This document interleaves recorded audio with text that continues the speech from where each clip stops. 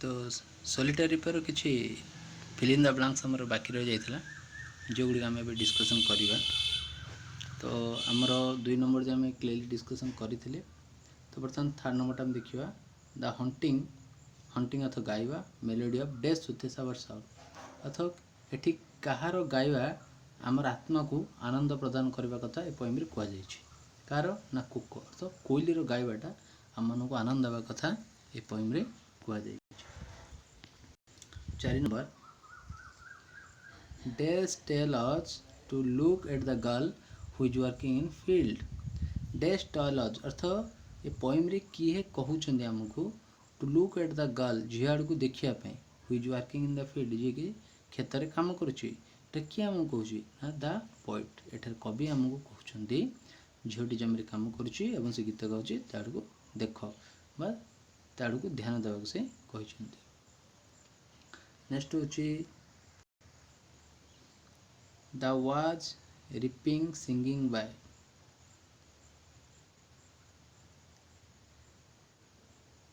Sorry एटा दा हो जाए देर हम there was reaping singing by सेठारे किए रिपिंग करुला एवं गाउला बा सेठारे गीत गाइबा एवं शस्य उत्पादन काटिबा बांधिबा काम का द्वारा होतला हेरसेल्फ बा द गर्ल से झीटी द्वारा होतला किबा हेरसेल्फ भी लिखि पारियो। नेक्स्ट होची the poet asks the passers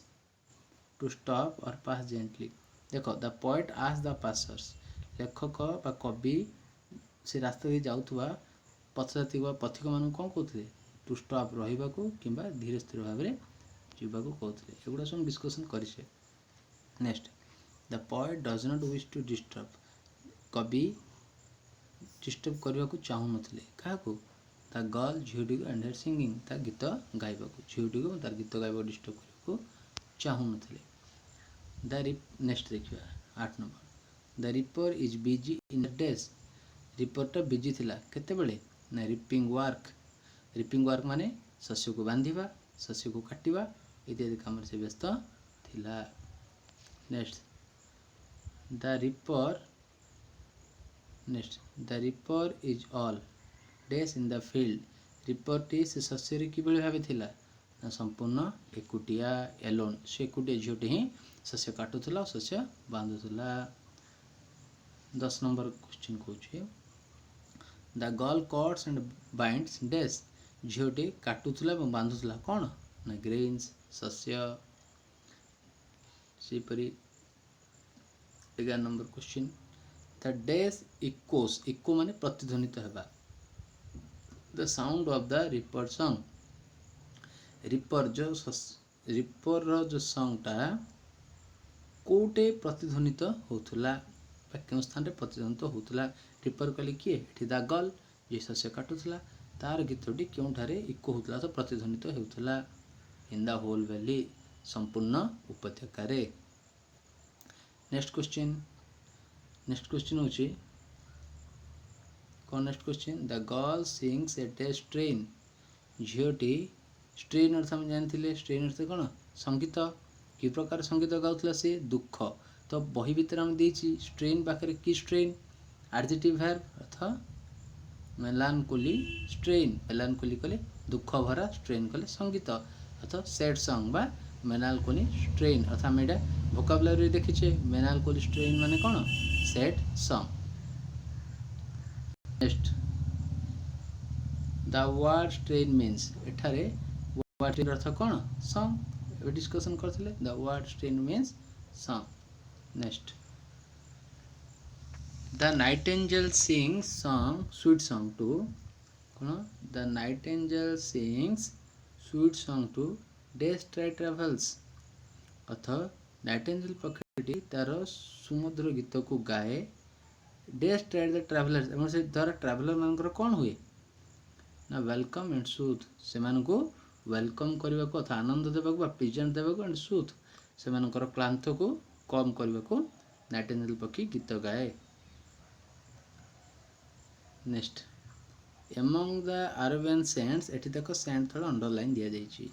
कौन कही here the underline word means dash एठारे अंडरलाइन दि जाइथिबा शब्दर अर्थ कौन सेंडर अर्थ कौन सेंडर अर्थ अरबियन सेंड्स अर्थात अरब देशर बाली अर्थात अरब देशर बाली अर्थ अरब देशर मरुभूमि देखा जाए तेणु ये सेंड्स अर्थ डेजर्ट। नेक्स्ट आमर हूँ 16 नंबर कौन कही द होल भैली ओवरफ्लोइंग विथ संपूर्ण उपत्यकाटा क्यों ओवरफ्लोइंग अर्थ गुंजरण होता द कॉल स्वीट वॉइस झीटीर सुंदर स्वर रे सुमधुर गीत गाउला से स्वर रे संपूर्ण उपत्यकाटी गुंजरण होता। नेक्स्ट देखिए the poet tries to guess the पेरेस the girl song was related to some days आम जाचे लेखक जो झीटर गीतटी शुणिले से तथापि जापार नी झीटी से प्रथम जानी झीटी दुख भरा गीत गाँव कि कहीं से दुखपूर्ण गीत गाँव से जान ना से किसी गेस करते तो प्रथम थिला लेखक को कवि को कहवा अनुसार टू गेस से चिंता करते कौन पेरेस बोधहुए झीटी सॉन्ग वाज रिलेटेड सम झीटी से दुखपूर्ण गीतटा क्या सहित रिलेट थिला तो संपृक्त थिला to some events that took place long ago किछि घटना गुड़िक इवेंट्स गुड़िक that took place long ago जहाँकि बहु पूर्वे घटी कि प्रकार जो गुड़ा कि ट्राजिक और सरफुल जो गुड़ा कि भाव घटना गुड़िक ट्राजिक बा सरफुल कौन सी मर्मन्तुत घटना बा दुख मर्मन्तुत कि दुखपूर्ण घटना अतीत घटी विषय को सेठार कौन कर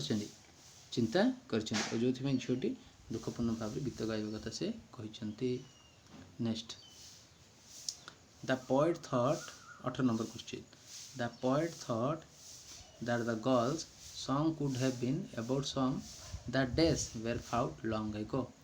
पुणी से चिंता कर नेक्स्ट पंक्ति से पंक्ति लास्ट चिंता कर कौन द कवि भावी द गर्ल सॉन्ग झीटी गाँची कौन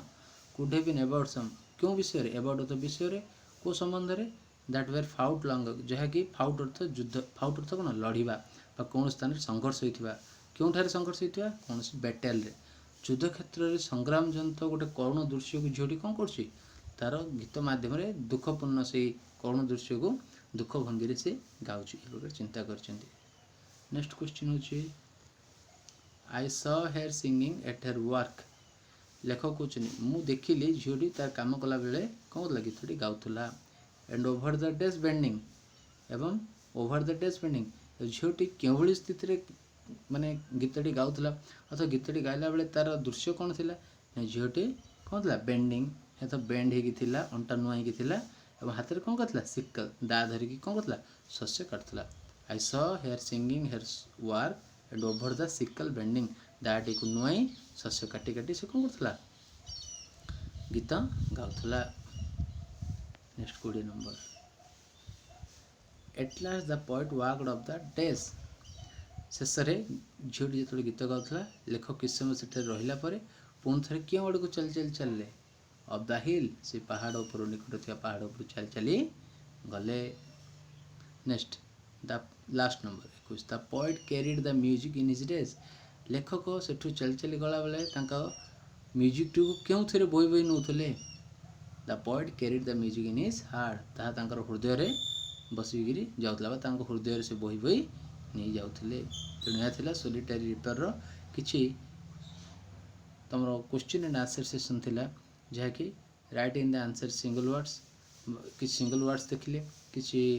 आम देखिले फिल इन द ब्लैंक्स शून्य स्थान पूरण कर किसी क्वेश्चन आंसर देखिले सहित किसी वोकाबुलरी देखिले आउ जो डाउट्स थी ग्रामेटिकल डाउट्स आम नेक्स्ट सेसन रे डिस्कसन करवा आशा कर समस्त बुझी बेस्ट ऑफ लक आगुड़ा सब पढ़ एवं खातार नोट कर लिखि। जय हिंद।